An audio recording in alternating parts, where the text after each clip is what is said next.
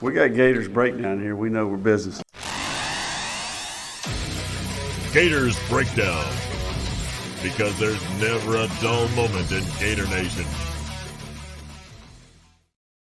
The Gators Breakdown podcast is ready to go. I'm your host, David Waters. You can find me on social media at GatorDave_SEC. Coming at you right here with a little bit of read reaction, 2024 preview. Of course, that means Will Miles and Nick Knudsen join me right here on this episode of Gators Breakdown. And look, copy's right here in my hand. Physical copy, beautiful on Amazon. You can order it. I'll put the link in the description to get your copy. But guys, well done. Great work. And the best thing I can say about it is you're going to learn a lot by reading this thing. So even for somebody who covers this team like crazy like I do, there's plenty in here that I even think about looking up and plenty of learning opportunities. So, guys, great work. Thanks, Dave. We appreciate it. I mean, the cover there is all Nick. So if anybody likes the cover, that's Nick's design. He was back looking at like old Sports Illustrateds, trying to figure out what those things would look like. And look, it's funny. A couple of weeks ago, before we released it, I was looking at the PDF proof and that sort of stuff. And I picked up last year's magazine. I looked at it and I went, last year's magazine was crap, like in terms of how it looked and that sort of stuff. So I think we stepped up the game this year. I don't have 500 of them lined up on my dining room table, getting ready to ship them out to people. You can get them there in a day if you've got Amazon Prime. So that's pretty awesome to be able to distribute it that way. We do have a digital version available on the website if people want to check it out. And not to get too PBS fundraising here, but the website, all that stuff is free for people all year long. This is how we support that, is by selling the magazine. And so hopefully people like it. And, this isn't something you're going to get on the website. And honestly, we don't think you're going to get it from anywhere else either. There's a lot of cool stuff in there and, put a lot of time and effort, blood, sweat, and tears into making sure that people, when they get this, come out of it saying, wow, I learned a lot about the team and I'm ready for the 2024 season. And, the cool part is people have accused me of being pessimistic all off season, and I'm much more optimistic now after writing it than I was before. So I can't wait for the season to get here. Hopefully all the Gator fans feel that way as well. Yeah, this is a passion project for us. We came up with this idea a few years ago. This is our third year doing it now. And, year one, the concept of putting a magazine together was new, like stacking. We know how to write. We know how to put articles together, stacking them all together in an order that makes somewhat sense. We went more of the traditional route in year one. And because it was digital, we can do as much information as we wanted. So we had all the staffers. We had everything listed in year one. We have to condense it down in year two a little bit. And I think in year two, we still kind of followed a traditional model where we're breaking down the positions on an individual basis. I think this year we did a higher overview. Stories not necessarily totally related from article to article. The look's a little bit different article to article. But I think it tells a good story of not only where Florida is, but really kind of where the sports how the sport's been impacted. And I think you'll learn some things. I know I wrote a piece about the transfer portal and just putting the numbers on paper to see the number of guys that have actually transferred that come into college. Not just Florida. I did like Auburn, Miami, Florida State, Texas A&M, got a couple other schools in there. You're looking at nearly a 50% turnover rate with guys from 2019 to 2022, like that don't stay and finish their careers at one school now. So we're just watching a different sport these days. And I think everybody's felt that the last few years, but it's been interesting to put some numbers to it. And there's a lot of other deep looks into different areas of Gator football. So any Gator football fan would enjoy this. I know a lot of people take trips during the summer. This is definitely some good vacation reading, some good beach reading. So give it a shot if you haven't bought it yet. Yeah, we're going to give a good preview of it here. I don't want to give I don't want you guys to give a ton of it away, because I don't want to watch the episode and not have any meat left on the bone. So we'll get into what you guys can look for in this magazine, this great preview that the guys threw together. So, well, not just threw together, like you said, there was a lot of work in this thing. So, but to put it all together like you guys did, really great work. We'll get into it. Like I said, link will be in the description. I threw one in the chat as well. That you guys can go pick yours up. I've already seen some social media posts of explaining what it looks like. I've seen it in the chat too. A great Father's Day gift for Father's Day coming up. So yeah, really, really Really enjoyed it. We'll get into it right here. But first, I did want to give a shout out right quick. Rick Hurtado. Of course, he mentioned it, and last week he told me a couple of weeks ago when he was in Jacksonville for Billy Napier's coaches caravan that was here in Jacksonville. But Rick Hurtado, director of football communications, did announce officially last week he's going to be leaving Florida, heading to the Miami Dolphins. And on Twitter last week, he said, after 4 seasons with the Florida Gators, I'm proud to share that I accepted an opportunity to join the Miami Dolphins PR staff.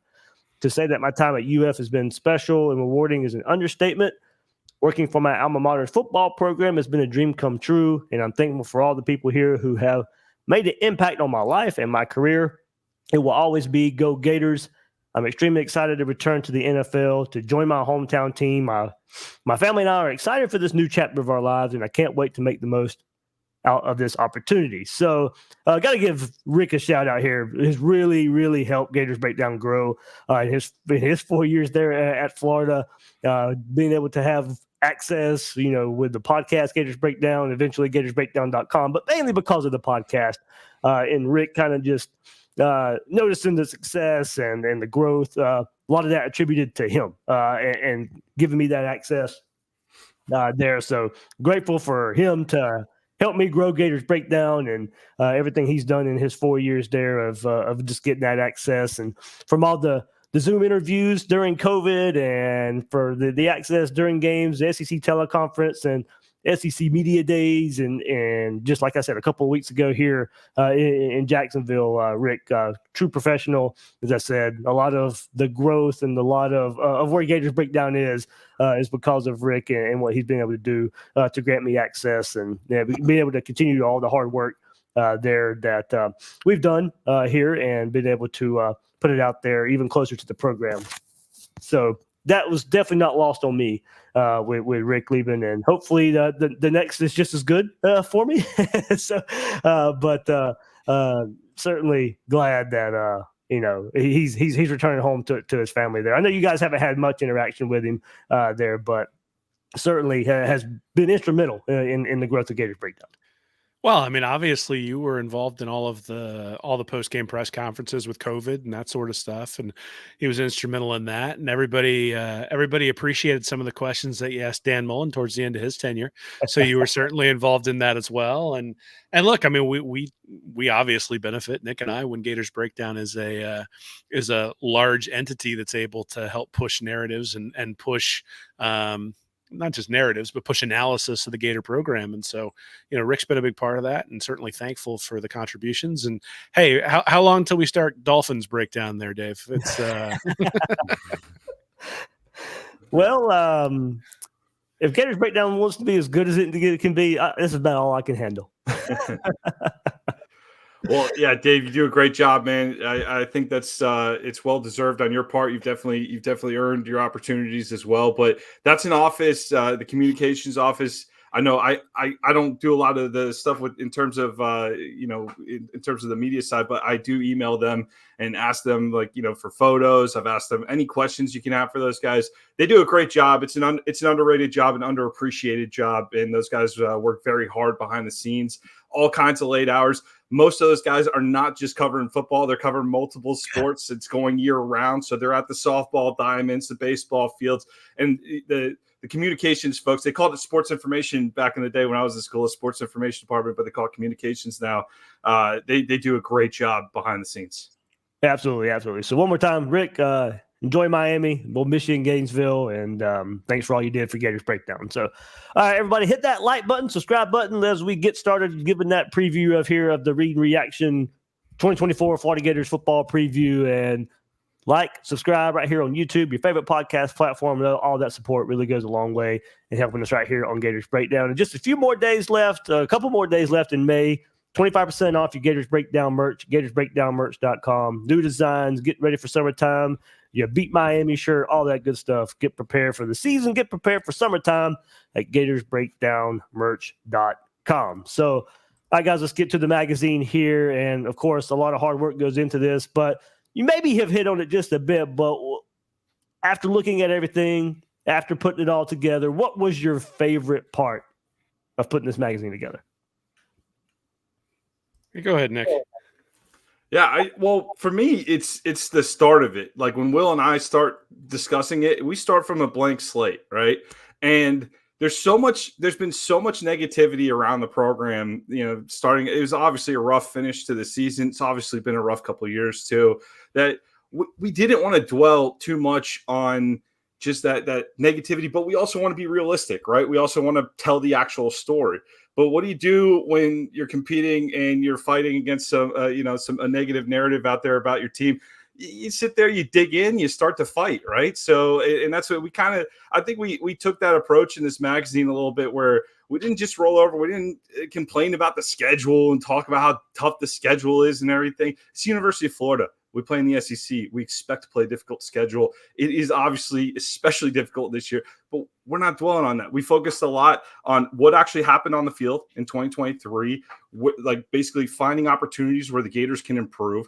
And then we looked at some of the talent that's coming in, some of the snaps that are returning. We had great information sources here, SIS, Sports Info Solutions, great website. If anybody is deep into the statistics, we partnered with them and we're able to offer some great information through them, some very detailed information. I have a look at, the tight end splits, where the tight ends are lining up and how they're using Arliss Boardingham versus how they use Hayden Hansen. I think there's a lot of interesting pieces on this team that when you look at the surface and you're looking for the superstars, which I think is what a lot of the national media talks about and looks at, yeah, I can see where people look at the team and go, it's lacking a little bit. We don't know about Florida. It's a really tough schedule. But when you dig in and you see some of the positions that were addressed, right? Like even like we don't know exactly what the tackle position is going to be, for example, but they got bodies at that tackle position that they did not have last year. Especially the size. I know Napier talked about it a little bit in the spring. The size and the length that tackle, it's a different story. You're able to put guys more in a position where they belong along the offensive front. So there are a lot of little details about this team that going through it, when you go through it position by position, you can clearly see improvement. There's a lot of optimism and hope too, because there's a lot of young talent that saw playing time last year, and we actually got to see that maybe they made some mistakes, right? Like I think of a guy like Jordan Castell, right, who he had some highlights, but he also had some ones that he's going to want back too, right? So, but he got all that experience last year. What does that look like in year two? You add a veteran help through the transfer portal. They really went after it in the transfer portal too. So it's just a completely different roster going into 2024. So it's tough to really extrapolate too much from 2023 to look at 2024. So that's really what I enjoyed about this magazine. Is it forced you, we really dug deep into the roster and took a look at different position groups, and I'm more optimistic than I was before it started. My favorite is I wrote a pretty deep dive on the quarterback position. Sort of took folks through how I like to evaluate a quarterback, whether Graham Mertz is enough in 2024, the things you need to look for to see whether he's taking that next step, sort of compared him to some other folks who are out there and said, hey, this is how they got there. Can he get there? Along with some play breakdowns, and then broke down DJ Lagway, because I think, through the prism of what the 2024 season is going to be, it's going to be, honestly, it's really going to come down to quarterback in many ways, whether Graham Mertz can take the next step, whether DJ Lagway is the hope that we all think he's going to be. And so being able to sort of take that whole progression of how do we evaluate quarterbacks, how do I use that to evaluate Mertz, and then how do I use that to evaluate Lagway, was really fun to sort of put that together. And I think, humbly here, I think that's probably worth the price of the magazine all by itself, just because it's a pretty long deep dive. It's like 5 or 6 pages long, but you're going to walk out of that knowing, when you go watch the first game of the year, okay, is Graham Mertz doing the things he needs to do in order to cement himself in that position? And, if DJ Lagway gets into the game, you're going to be able to look for some things that maybe he did in high school and go, is that translating when he's out there on the field? And, we're all excited to see what Lagway can do, but I think there's a segment of the fan base, and I include myself in that I'm excited to see whether Graham Mertz can take that next step. And so what does that look like? How do we evaluate it? And then how do we monitor that throughout the season? That'll be a key theme on Read and Reaction all season long, is looking at what's going on at the quarterback position. And so sort of setting this as the baseline for how we're going to evaluate, I think, was really fun and really interesting as well. I'll be less humble about it. It's awesome. It's an awesome piece. When he sent it to me the first time and I was putting it together, it's not only do you get the Will Miles stats, but it's a Will Miles article in the magazine where on the website we can show plays. Like one of the key things about a Will article is he also will show things, right? So you're on the page, you can see the play, and he's great about putting those clips in. Like he stays up. The man doesn't sleep. He's got 4 kids. He doesn't sleep on Saturday nights putting these articles together. So they're up by Sunday morning in the falls. And there's great, tie-ins to the clips. We put QR codes on every play. I know we did that a little bit last year in the magazine, but we're QR heavy in this one because that article, I think you had about 9 plays in that article, 8 or 9 plays in that article. But he's even going back and pulling in DJ Lagway clips from high school. There's an example right there. That's the Wilson section. Yeah. Trey Wilson with play diagrams, and the quarterback one is before that. So there's 2 sections that probably take up about 15 pages, where 15 to 20 pages there, where you're getting solid, detailed analysis on individual plays, and he's walking you through exactly what he's seeing on this play, and then backing it up with his analysis. It's great work, and I really don't. The thing we got smarter about though this year, Dave, was last year Will would just grab the highlights. Yeah, that was a back from there. So yeah, see, there you go. All the words, all the diagrams, and the QR codes. Right. And deep dive. We even got a little instruction on how to use QR codes if you're someone that needs help with that. Just get that phone out, though. Get that phone out and have it handy. But it is something that last year we grabbed the clips from the YouTube clip that Will had it on, and we linked it to the exact spot in the video. But some videos had some advertisements on it and everything. So we heard back from some people like, hey guys, like I'm watching ads here. I'm trying to watch the play. So we cut up the plays. We put it on our channel we put it on our channel and everything. So you're not going to get advertisements. You're not going to get anything like that. You can go straight to the play and watch what Will put out there. But just a phenomenal deep dive on the quarterbacks, especially on top of the Trey Wilson feature where Will breaks down the variety of ways that Trey Wilson can be used in Billy Napier's offense and was used last year. Yeah, I enjoyed that. We'll get into that in just a second there too when we kind of go through the magazine a little bit. So, guys, were you surprised at some of your findings? Nick, you kind of hit on that a little bit, but is there one positive that you found? Is there one negative that you found? You don't have to go that detailed, but if you want, you can. But were you surprised at some of your findings here? I think the biggest thing that I was surprised about was when you looked into just how high. I mentioned the portal numbers, right? Like that guys.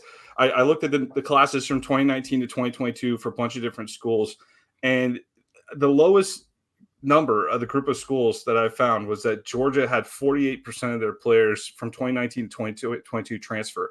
Right, the highest was Auburn. Auburn had one class, Dave. 17 out of 18 kids are out of there. I think Hunter, the running back that's currently there, is the only guy still standing from one class. So you had an entire recruiting class decimated 1 year at Auburn. But I think just how staggering those numbers can be at certain schools. But then also the surprising part out of this article that really stood out to me was you think about Texas A&M, and everybody considers that number 1 class from a couple years ago a bit of a bust because some of those top guys haven't worked out or they're transferred elsewhere. But you look at the numbers and the total numbers of guys they've signed here. I think they've signed 109 guys during that stretch. And even though they had 68 walk out the door, they still got 41 that have stayed, which is a higher number that have stayed in their program than other schools who have had less of a percentage transfer out stay. So even the high numbers that they're recruiting, that they're bringing in, they're keeping enough of those guys where they're still going to be competitive. I don't think that A&M roster is going to drop off as much as some folks think. So I think there's some things in this magazine that some of the deep dive we did across the SEC as well that you kind of learn about other teams as well as you go. But I was very surprised at just how many players are transferring these days. Yeah, I'd say the thing I was most surprised about, Dave, is that when I looked at the defenses, defensive performance, especially in the SEC these days, is dominated by defensive backs.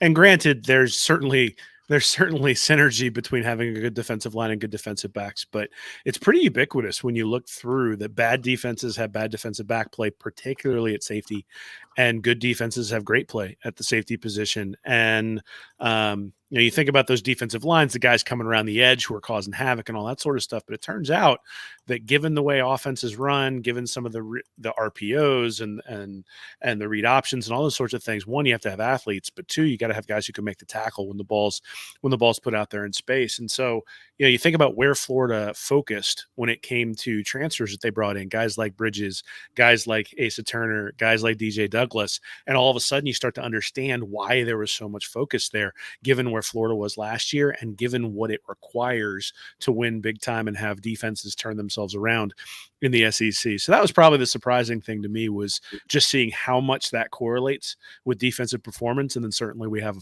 pretty detailed analysis about what Florida is going to be doing there at the safety position and the corner position, because that's where it seems to be the most important. Absolutely there. So good stuff. And before we start our deep dive, we will dive into the Jaden Rashada saga as well. Billy Napier did speak on that at the SEC meetings there. So that was the overall view there of the read reaction preview. But later on, we will get into more specifics of Rashada. But first, more specifics of the preview magazine here. And Will, let's go with you toward the beginning of the magazine a little bit, in two pieces, basically showing patience for Billy Napier and beware of the moral hazard. But DJ Lagway is a central piece of both those items that you shared early on in the magazine. And I think we talked about it before we started recording here, of Cole Cubitt coming on Gators Breakdown, other shows out there showing a lot of positivity towards Billy Napier. He's not the only one out there from a national voice there, but the word patience and maybe the way Billy Napier is building this thing, I guess, lends itself to just showing some time for the head coach. Yeah, I mean, so I think people probably wouldn't have expected me to be positive when it comes to being patient with a coach who's struggling with recruiting as much as Napier is. But at least for one of those articles, the one specifically about patience, I sort of went back to some recruiting articles that were talking about Lamar Jackson back in the Will Muschamp era, and he essentially said, after he'd committed to Louisville, that if Will Muschamp had still been here, that he would have committed to Florida. And can you imagine those McElwain defenses? Really Muschamp defenses, but the ones that were led by McElwain in 2015 and 2016 with Lamar Jackson at quarterback, it would have been ridiculous. And so you got to be really careful. I think Nick's been sort of beating this drum for a while, and I just sort of look at it and go, he's not recruiting well enough. He's not recruiting well enough. He's not recruiting well enough. At the same time, the reality is when you start looking back at history, there are some sort of inflection points where Florida had been a little bit more patient. They might have gotten, we might have sort of broken out of the quagmire that we were in. Certainly, 3-star guy like Lamar Jackson, you don't necessarily think of as a program changer, but Lagway fits that mold.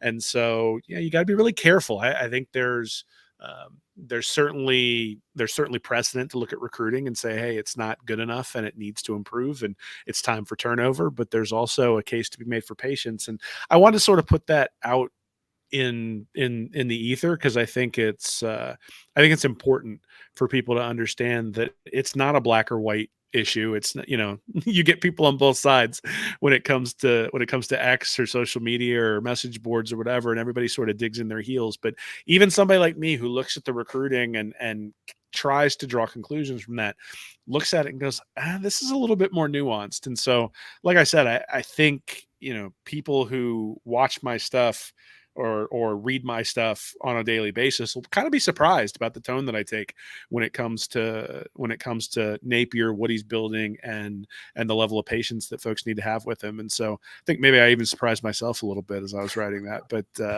look, I mean, still got to win some games, right? I mean, if it's 3-9 at the end of the season, I'm not going to be preaching patience, but there's a place for that. There is some nuance, and I think that's important to point out.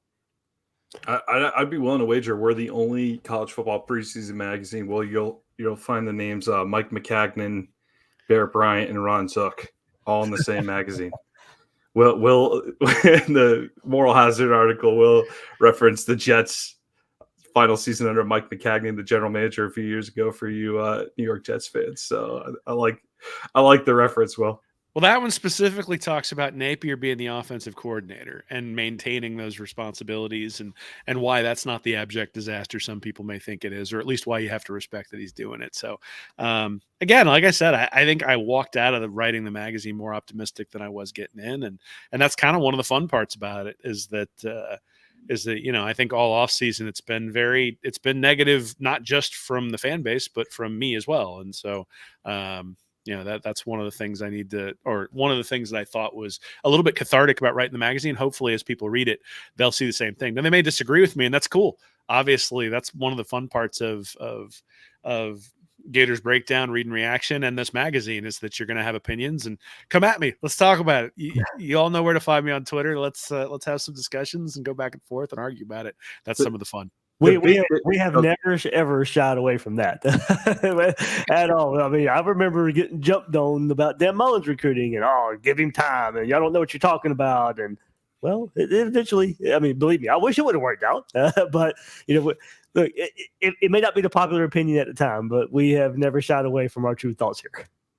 The biggest difference between the message that Will's always harped on too is being one of those top 4 teams, right?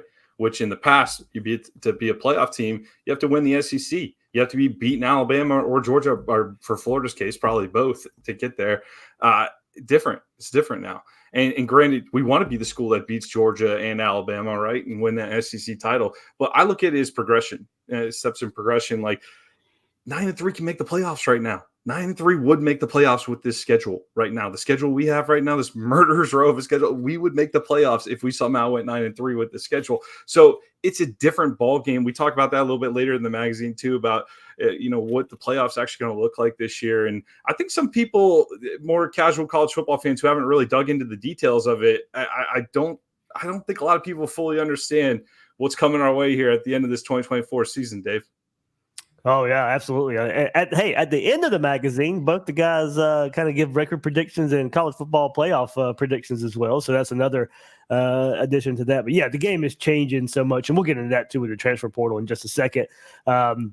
Nick, you saved me some time here in this magazine because I was going to have an episode at some point this summer when it kind of slows down a little bit that – some areas this offense needs to improve, and the middle 8 was one of those areas. So you did the work for me. I don't have to do that now.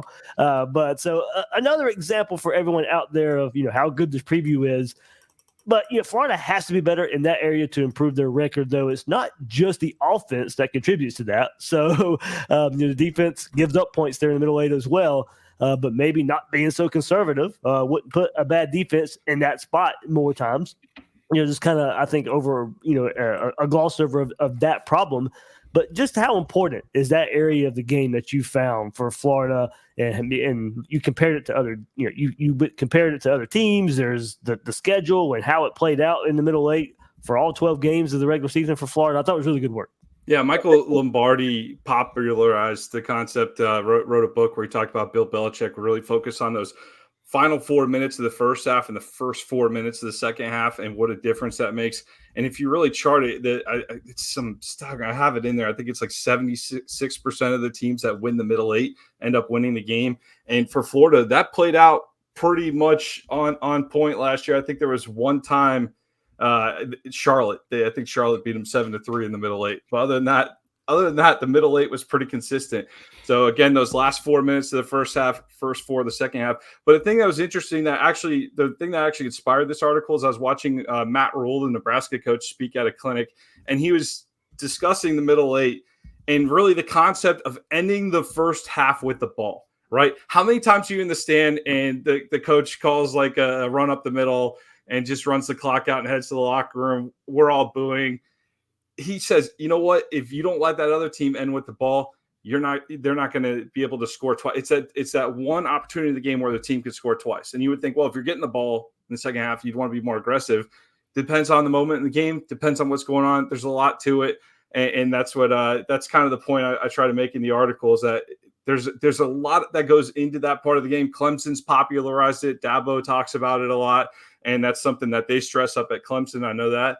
And that's something that those Clemson teams that made all those great playoff runs, they lean heavily on that statistic. And I've never really done a deep dive into it. And so I learned a lot about it myself writing this. And you get to see how the Gators performed during those stretches. And I did count, Dave. If the drive started outside the middle 8 and ended inside the middle 8, that count. I counted that drive. Or if it started inside the first 4 or the first 4 of the second half and extended beyond that. I did count those drives there. So You kind of have to. It does make more sense because I started the research not long ago, and you're right. I think you have to because if it's a 4-minute drive, 3-4 minute drive, that's got to count if it is going that way in the first half. Yeah, so it's an interesting concept, and it's definitely something that proves to be a consistent winner.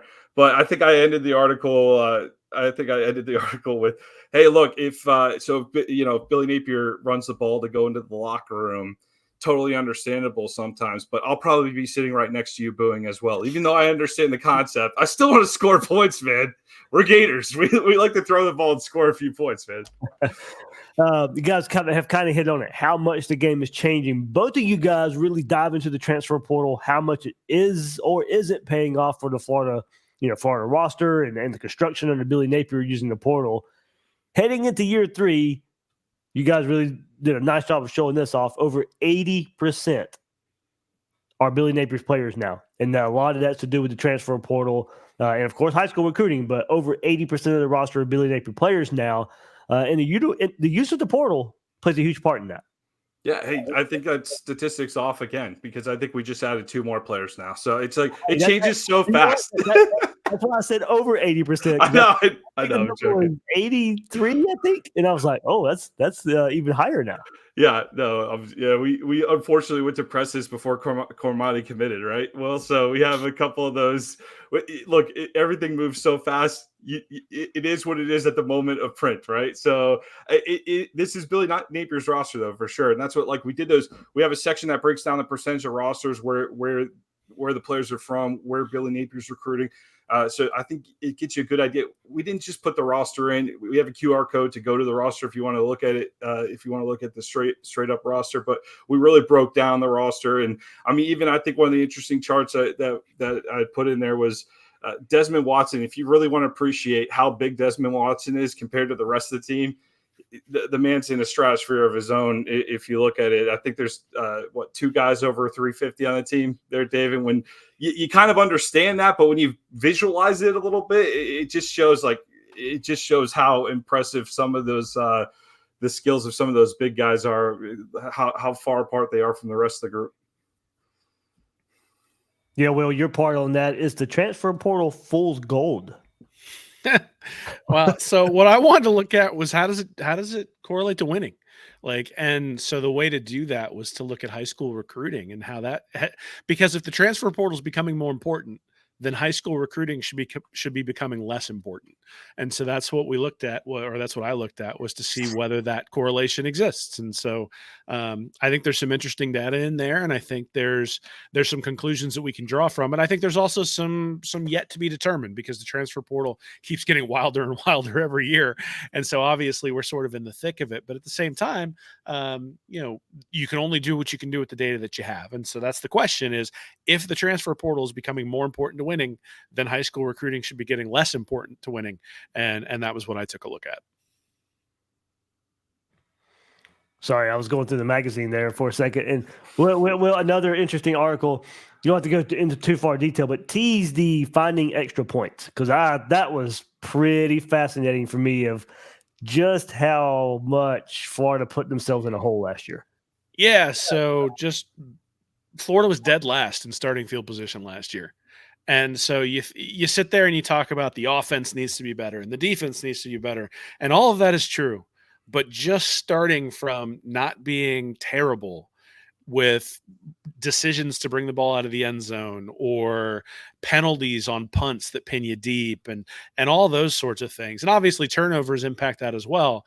But fundamentally, Florida just wasn't very good at finding a few extra points. And so looked at how starting field position correlates to scoring, what that would have meant for Florida last year. And, in a season where Florida went 5-7, there were a couple of really close games there. The Missouri game specifically sticks out in my mind, but there's even the Utah game. There were points they gave away, and everybody gets all mad at the special teams gaffes, right? Where you've got the 2 guys on the field, or where you don't have 2 guys with the same number on the field, or you don't have enough guys on the you don't have enough guys on the field for an extra point or for a field goal or whatever that is, or like the fire drill against Arkansas.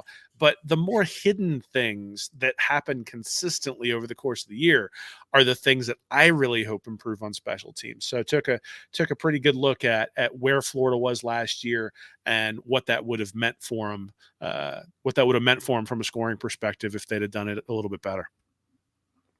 Will, so you guys kind of teased it. This is the deep dive of the magazine here, the passing game. And Will, you do a great job of detailing, quote, or the title of the article, "The Path to a Top Offense Runs Through the Quarterback."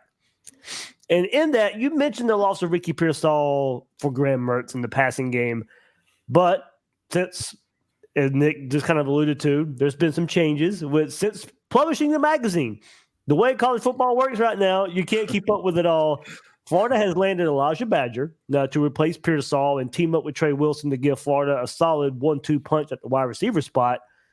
Even with that addition, it's imperative Graham Mertz takes another step. I think we all know that. But first of all, this is the first time we've all gotten together. Elijah Badger is a Gator. You mentioned replacing Ricky Pearsall. How much of that factors into what you have seen from Graham Mertz that you put into the magazine? So I actually think the Badger impact has more to do with our Trey Wilson section, where I think Wilson as a slot receiver, somebody they can move in and out of the backfield, gives them some real advantages in terms of personnel, like dictating to the defense what personnel is going to be in. And so we highlight that specifically. And the thing that I basically said at the end of that section for Wilson was they got to find a replacement for Pearsall, because if they decide to put Wilson in that Pearsall spot, then they got to find a replacement for Wilson, and he's hard to replace given some of the skill set that he brings. So to me, that's the value of Elijah Badger is the ability to replace what Pearsall brings while leaving Wilson to do what he does best, and maybe even expanding his role. And so, look, the article you mentioned basically goes through a list of all the best quarterbacks and all the best offenses, and turns out those are really highly correlated. Not a real big surprise. But just having those weapons out there, I think, are going to be important. And the most important weapon on Florida's field is going to be Trey Wilson. And Mertz is going to have to rely on him, and Badger allows him, hopefully, to do that even more than he might have otherwise. Like I said, in that section, like Will said, it goes through the quarterbacks. It's a deep dive into Mertz and Lagway that you guys definitely want to check out. Will's laid out play diagrams, QR codes to go along with it for the quarterbacks and Trey Wilson. Really, really, really deep dive, good stuff there. As kind of Nick has said, Will's work on the articles during the season, it's even more. In that section. Nick, you did mention it earlier. You concentrate on the offensive line for one piece in the preview, and man, there are a lot of snaps in the back. The top 6 players of that group.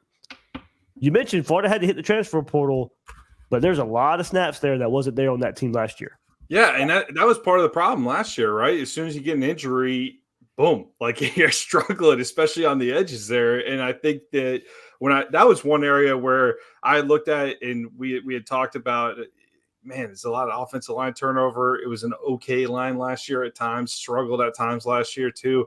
But again, I don't know if Crenshaw, Dixon, or Manuel, these guys aren't necessarily going to be superstar pieces or anything, but I think you got enough coming in. And then you look at a guy like Westfall. Can Westfall play as a young guy too? A couple of these other guys that they brought in along the offensive front, you start feeling a little better about the situation. I'm even encouraged. I like, look, the clip of George against Jared Verse is going to live on forever on the internet, I think, but like moving him to the inside, yeah, that might be the play that did it in, but moving him into the inside is something that I'm excited to see how he looks inside. I think that's a better fit for him. I think he was didn't quite have the quickness to play that tackle spot, but I think inside he could be very interesting. And again, he took a lot of snaps last year, struggled at times last year, took a lot of snaps, so got a lot of experience. And then of course the injury to Egwakon was killer last year, but the benefit of it, Jake Slaughter comes in, played well at times last year, was highly rated for the different services. And I think he was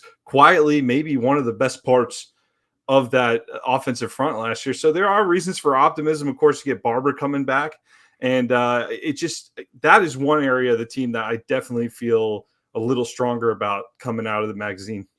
Yeah, it's competition. I think it's going to be so interesting when Waits and Barber are back because they've been in this system. They've played. Now, Waits not a lot of starting snaps, but we know he's been developed. Now, he's been fighting injuries, so maybe not as far along as developed as he should be because of injuries, but knows the system probably like the back of his hand. Coming from Louisiana with Billy Napier and this staff, and then you had the transfers, get a ton of snaps in spring. I mean, the tackle, when Florida hits the fall camp, I mean, that – I'm fascinated at how that turns out. Is it automatically Barber and Waits, or is it Crenshaw Dixon and Devin Manuel really pushing those guys for starting reps? Does it go into a first game battle? Are there rotations in the first game versus Miami? I think at least there are options now. Like Florida didn't have that luxury. Isn't it great to be having this discussion though, and not like, man, I really hope that transfer can slot in and actually be an impact player. Otherwise, there's nothing there. There's options. That's the way it's supposed to look.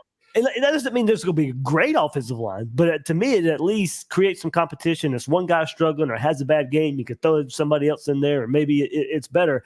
I think the floor has been raised. Now, the ceiling, kind of like a lot of this team, I'm not really sure, but the floor has certainly been raised with the transfer portal just in general, but really along the offensive line, I think. And out of all the discussion on the offensive line, really, to me, it's much more about the running game than it is about anything else, because everything that Napier does is predicated off the running game. Mm-hmm. And if you look at the place where Mertz excelled, this is one of the stats that surprised me. It's in the magazine. One of the places where Mertz excelled was when he was under pressure last year. Like, he was one of the best quarterbacks in the country, according to Pro Football Focus, QB rating, all sorts of other things, when he was under pressure. Now, he wasn't as good when he wasn't under pressure, which is a different thing altogether. But basically what that suggests to me is that he can make the quick decision that's necessary when the defense decides to come after him, and can protect his players while he's doing that. Now, what that means, though, is that the offensive line can't put him in 3rd and 7, 3rd and 9, 3rd and 12 type situations and expect him to bail him out all the time. You got to get him into 3rd and 2, 3rd and 3, where you take advantage of the blitz, you get a first down, fresh set of downs, maybe even hit a huge play. That fundamentally was the problem with Florida's offense last year, is you sort of, it was, hey, you lose a yard, you lose a couple of yards, ETN hits a big run, and that's your offense. But if ETN doesn't have to hit the big run, then you got to rely on Mertz to make a play. And I don't think that's necessarily where he's going to excel. You want to excel with like play action where you can take a shot. You got to excel with being able to just move the chains down the field consistently by giving him the opportunity on 3rd and short, 4th and short, those sorts of things. So to me, the running game and the offensive line is the thing to look at more than just the passing game. Because really, when you look at the stats, I don't know that the offensive line negatively impacted Mertz that much last year. Now we'll see if he can continue that trend, but it's a pretty glaring trend that he was good when the blitz was coming against him and when he was under pressure, not just when the blitz came, but when he was under pressure, when the pocket had to move, those sorts of things. Mertz was very good. And so if he can build on that, and then the offensive line can provide some benefit through the running game, well, now you're going to see the offense become a lot more dynamic. It just always seemed like when they were going for that play action deep shot, first of all, you kind of knew it was coming. It was very predictable. But at the same time, it doesn't matter if you can block it, because it wasn't that defenses knew it was coming. It was just, all right, my edge is going to be your tackle, and we're going to be right there in his face. And it just seemed like every time Florida tried to dial up that deep shot, somebody was in Graham Mertz's face. Well, here's what I'll say. I was very optimistic about Billy Napier in this magazine, but if he runs that double reverse play that we get an intentional grounding penalty on every time because the quarterback is under pressure, I'm fine. I'm fine getting rid of him after that. I mean, even the spring game, it didn't work. And the spring game, everything works. And even the spring game, that stupid double reverse back to the quarterback and trying to throw it down the sideline didn't work. We can shelve that play. I'll be okay with that. But yeah, I mean, you're right, Dave. I think Billy called it the why not Max Brown play.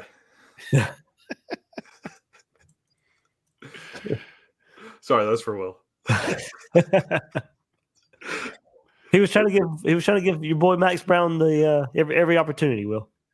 Well, I mean, he played well in 1 out of 2, so we'll take it. Last thing here, not to give too much away here, but optimism for the pairing of Ron Roberts with Austin Armstrong. Really, really good deep dive into the defense as well. You guys go position by position on the defensive side of the ball as well, in a different manner than you did offense. But a lot of the optimism is coming with Ron Roberts walking into the building? Yeah. So again, I don't want to give away everything, but put it this way: Ron Roberts learned some stuff at Baylor. And the question, and you can see in the statistics that Ron Roberts learned some stuff at Baylor, because his defenses at Louisiana, from a statistical perspective, were very similar to the defenses that Patrick Toney 2 years ago and Austin Armstrong have been running at Florida the last 2 years. And obviously, we haven't been very happy with that. Now, when he went to Auburn last year, it looked like he maintained some of those things that he learned at Baylor. And so I think we're going to be able to tell very early on, based on a few key stats, whether Roberts is the one who's driving what's going on the defense, and whether his mentoring of Austin Armstrong is going to lead to a better end result. I think Armstrong has the ability to be a good defensive coordinator, but I think, you always talk about an old dog learning new tricks, and it looks like Roberts learned some new tricks under Dave Aranda. Now, the question is, was he forced to do that at Baylor under Aranda because it was Aranda's defense, and is he going to sort of revert back to his Louisiana roots, or did he learn a bunch of stuff from Aranda and some of the benefits there to the way they ran the defense at Baylor, and is that going to carry over? So to me, that's a key question for the year, and that's something that we should be able to tell after the opener against Miami exactly where Florida stands. And so you pick up the magazine and then you watch the game, you'll know pretty quickly whether Roberts has put his imprint on the defense, or whether they've sort of gone back to, or at least have acquiesced to, running the Louisiana type of scheme that Roberts was running at Louisiana before Armstrong and Toney were heading up the show there. Yeah, the word tendency comes into play there for Will. And like you said, there's a lot of meat on that bone with the defense and Ron Roberts. And I'm telling you, I really enjoyed that part. You guys will too. Be sure to pick up the magazine for that. So, guys, anything else about the magazine here, Nick, on the defense or anything like that you guys want to hit before we move on to, I guess we have to talk about Jaden Rashada? Do we have to? Do we have to? We don't have to, not really. I'm joking. Yeah, this is a passion project for us at this point. We really enjoy it. We enjoy being able to put this together. And like we've said a couple times on our show, if there wasn't that audience out there supporting us in year 1 and year 2, we're not doing this in year 3. So we really are grateful for all the support we've received from Gator Nation on this. And we hope to continue to improve it as well. We talk about that a lot. We love hearing from people. So Will and I, reach out to us either on Twitter, or you can email Will at readingreaction.com. Tell us your thoughts. Let us know what you think. What can improve? What would you like to see that's not in it? We would love to hear these things, because like we said, year 1, we did the PDF only. Everyone said, I want a hard copy. That's why we did it year 2. And we're trying to gradually step it up as we go too. And it's not, part of it's that we're learning, right? This is the 3rd time we've ever done this, and we're getting better as we go. So we're enjoying the experience, and we put a lot of work into this, especially the design this year is just completely different than it's been in the past. And I think we tightened up the content too this year. So a lot of it's because we got good feedback along the way. So we definitely would love to hear from people. And with that, it's been kind of cool because everybody knows Will's a regular on here. Nick hops on here from time to time, but you guys got to have the media carousel this week. You had that SEC podcast last week, the Gators Breakdown today. I know you're on High Top. I was on that show last week. You're with those guys this week. So that's, well earned. But also, it's been really cool to see on X or Twitter the love you guys have been getting. Everybody showing their photos of it and saying, I got my copy, and sharing the love of that. And just kind of hopefully off to a good start. And with the media rounds this week, even ramps up even bit more. Yeah, I mean, we're really appreciative of everybody who supports us. Like Nick says, this is a passion project. At the same time, we want to grow. We want to become. I'm hopeful that years from now, people will be looking forward to the Read and Reaction magazine the same way they do for the Lindy's and the Athlon and the Phil Steele magazines as well. And I know we've got a core audience that expects that, but you're going to learn something significant from a bunch of different articles in this. And it's not your normal, and these guys have a place, obviously, beat writers and that sort of stuff, but this is really deep dive type of stuff. So one of my favorite stats in the Armstrong section is there's one particular stat on defense that when you look at the last 3 years in the SEC, defenses have been 6th, 36th, 10th, 17th, and then Florida 124th. and, and it's completely out of line with what you would expect. So again, I think you'll be able to look at the defense in 2024 and say that's where the improvement's coming from, or that's why they haven't improved. And those things are pretty cool to me to say, hey, here's a little nugget that you're going to be able to share with your friends, share with your dad, share with your son, whoever, and be able to sort of impart that knowledge. So hopefully we're helping people with that. And again, I mean, to me, this is like, I'm somebody who, my dad and I don't have a lot in common, but my whole love for Gator sports really and sort of getting involved in this came from going to visit dad, and we would go to one game a year. And, for somebody that I'd like never know what to buy for Father's Day, he's going to get a copy of this for Father's Day, because that's like the only thing that he doesn't have. So, I think coming up in a couple of weeks, it's the perfect gift for somebody who has everything. And certainly a lot of our Gator alums have everything. And this is a good conversation piece. So hopefully people will pick it up. Yeah, I know a few on Gators Breakdown Plus have already bought theirs. So that's been really good that they shared it. They shared it in the Discord before I could. That's how amped some people were to find this thing. So glad we can help you guys out there as well. So everybody, link is in the description. There's an Amazon link there for you to get your physical copy of the Read Reaction 2024 Preview Magazine. All right, guys, let's move on before we wrap up. And Billy Napier, SEC meetings in Destin right now, spring meetings. Let's hear from Billy Napier on the Jaden Rashada lawsuit. Of course, he can't say much, but let's hear from him anyway. Look, I think it's important for everybody to understand that I can't comment due to the litigation, right? But I do have confidence in our legal team. I am comfortable with my actions. And I'm thankful for the university's support. Okay. And we're going to keep it at that, kind of let the process take its course. You've had a lot of positive momentum this offseason. You talked about this a number of times. Does this put a damper on it? I spent probably 30 minutes observing our team this morning before coming here. We officially started our off-season program for the summer this morning. That's what gives me confidence. I think we executed the first half of the off-season the best we've done since we've been there. We certainly have evolved, we've adapted. And I feel good about our systems. I think ultimately we've got credible leadership for the first time. All right, Trey Wallace with that clip he shared on Twitter X this morning. Big thanks to him. I reached out. I don't want to be those guys. He recorded it. He's there. I wanted to give him credit for Trey Wallace there of recording Billy Napier in that segment. But guys, Napier, quote, comfortable with his actions. So I would expect him to feel that way. What I know about him and the situation, of course. But he's right. Edgar pops in right there and says, you've had this momentum. And I think that was the big part of this. You just gotten Cormani McLean the week before, Elijah Badger. I had Cole Kubick on the podcast, as I mentioned earlier. There has been a lot of positive momentum for this Florida Gators team through transfer portal, through kind of the national narrative that's been out there, only for this to come up again. It's like we just cannot seem to shake this Jaden Rashada saga that's going through Florida right now.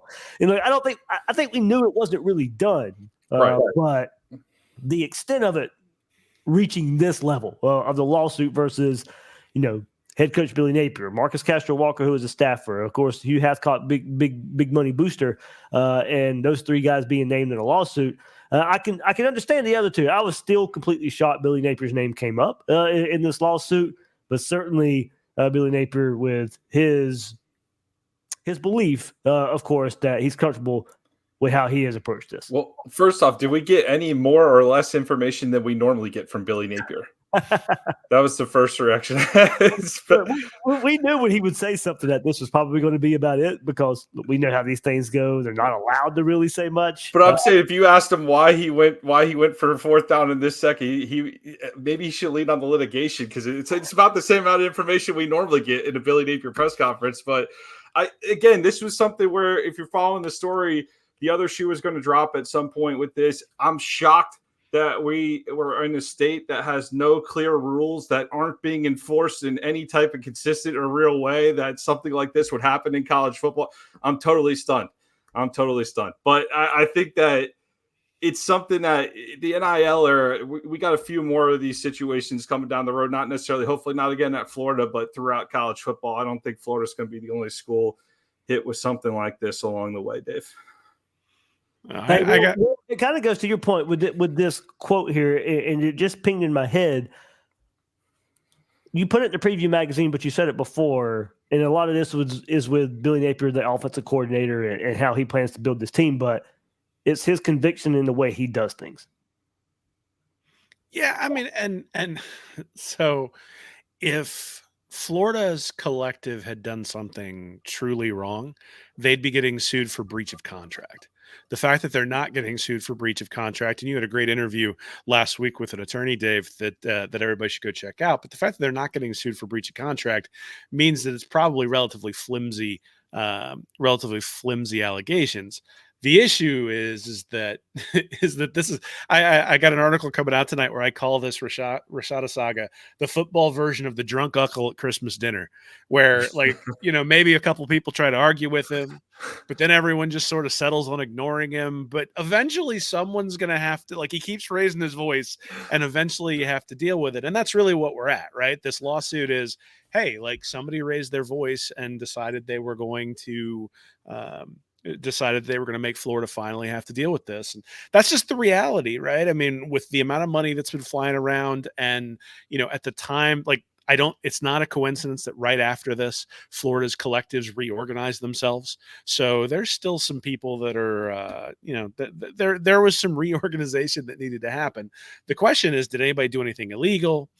Did anybody do anything unethical or fraudulent? I think is probably the thing that Rashada's camp is alleging. And then beyond that is what's written down that Florida doesn't want out there.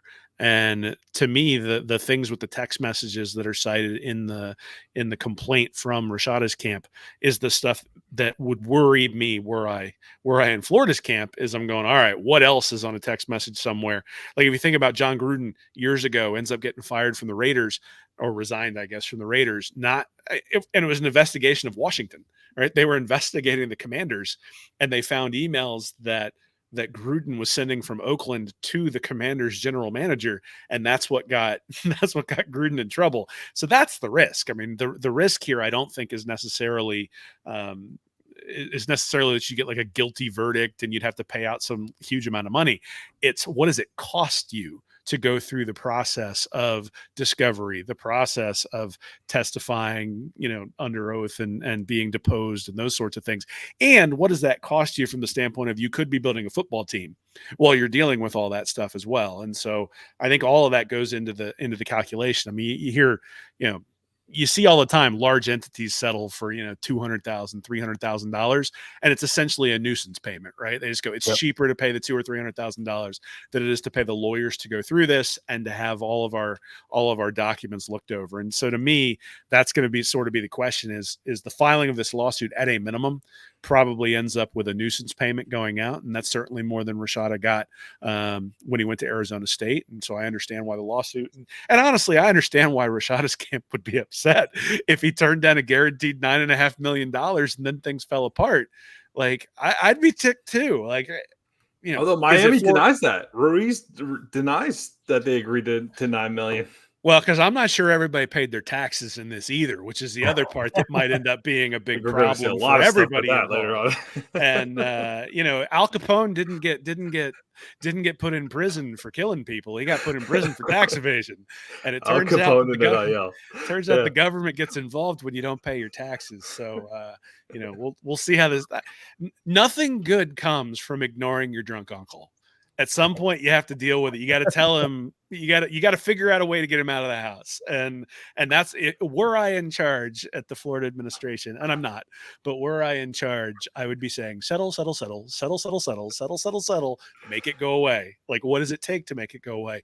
And that's the interesting part about Rashada being at Georgia is, are his incentives set up to not settle and push it as far as he possibly can? I have no idea, but we'll see as things go. Now I'm just picturing drunk uncle now just falling over the table at dinner. And it's Cousin Eddie, man. It's Cousin Eddie at Christmas Vacation. I like hey, the Clark. detail. I do like the detail of the story that like Kirby's like gave him like the Godfather blessing. Like Kirby gave his blessing. It's okay. Kirby's blessing is on this. Like, oh, do you bless it, Kirby? That's good. That's good. Hey, that kind of goes into Muddy Waters. He joins us a good bit here. Sorry, Nick, I don't mean to cover your face up with the comment here. Oh, good. Oh, good. Why are people losing it more over Billy Napier being sued than Lane Kiffin being sued? Heck, they even have audio over the kid with Ole Miss and Kiffin.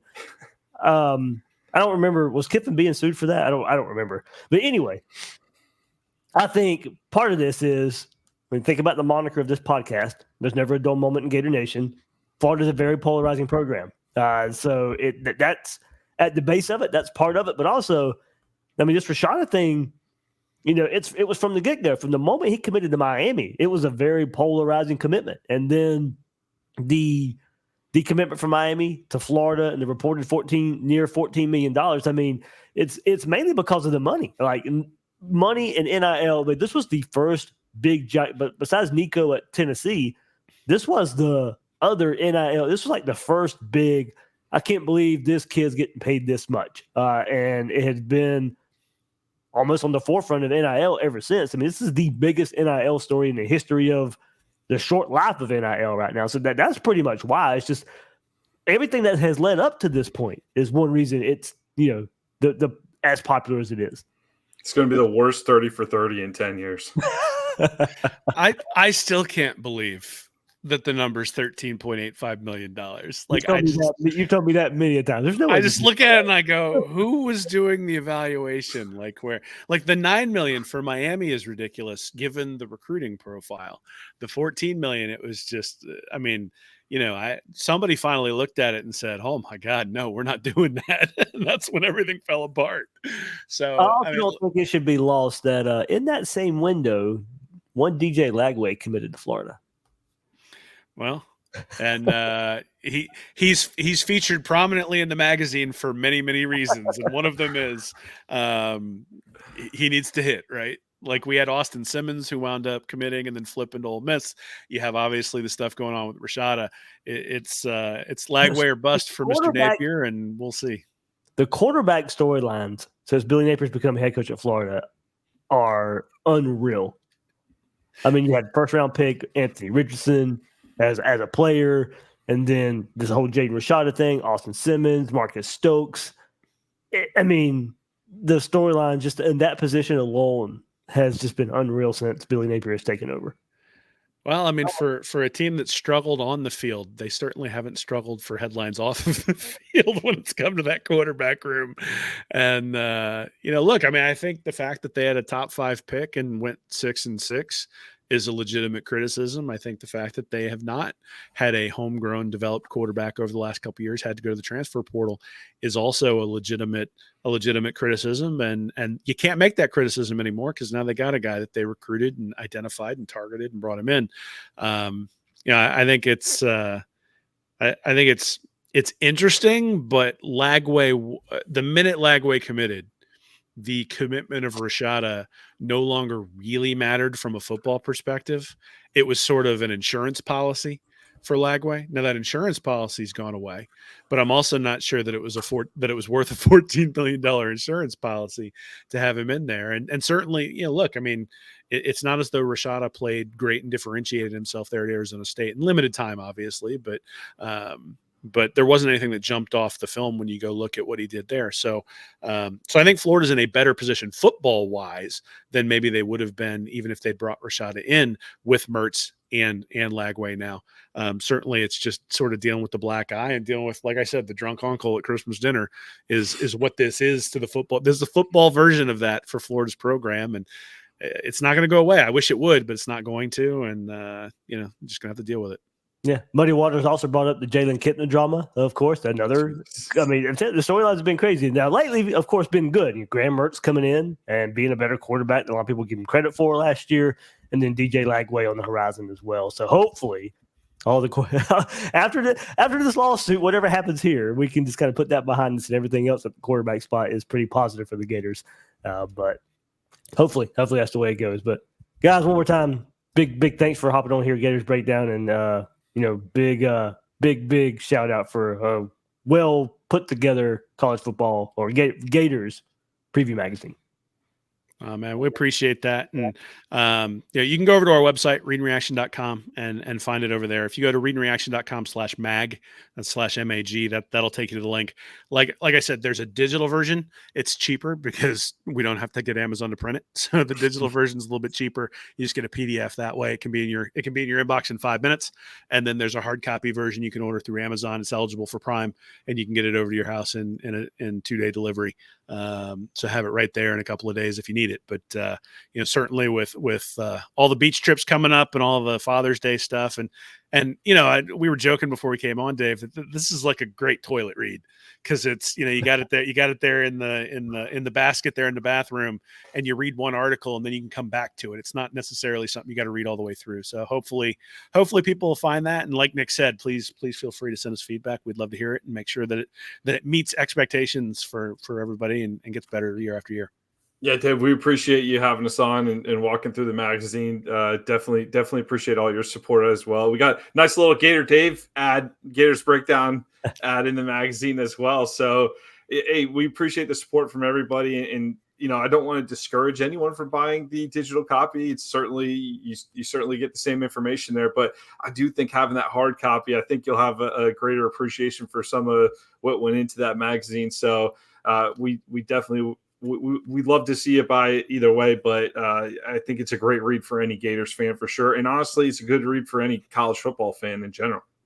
Yeah, for me, it is weird. And in a world of digital, I still like my physical college football media.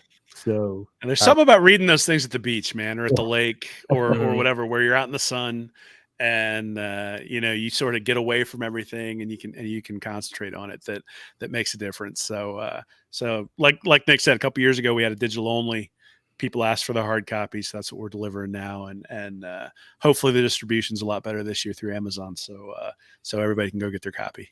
I have noticed it's been pretty quick too with the shipments. Everybody is saying, "Hey, I only ordered it a day or two ago." So. It's Amazon instead of Will Miles. Yeah, you no longer have my 3-year-old stuffing envelopes here, so it's like I was probably violating some child labor laws last year when it came to getting the magazine out. So we've avoided. I was going to have you say it, not me, but. So we've avoided that trap, though. Now it's on video, so probably wasn't supposed to do that. Yeah, we're getting better every year. All right, that'll do it for this episode of Gators Breakdown. Will Miles, Nick Knudsen, readandreaction.com. Find them there on YouTube as well. I'm the host of Gators Breakdown, David Waters. You can find me on social media at GatorDave_SEC. Guys and girls out there, thank you for joining us on this episode of Gators Breakdown. Thank you, Dave.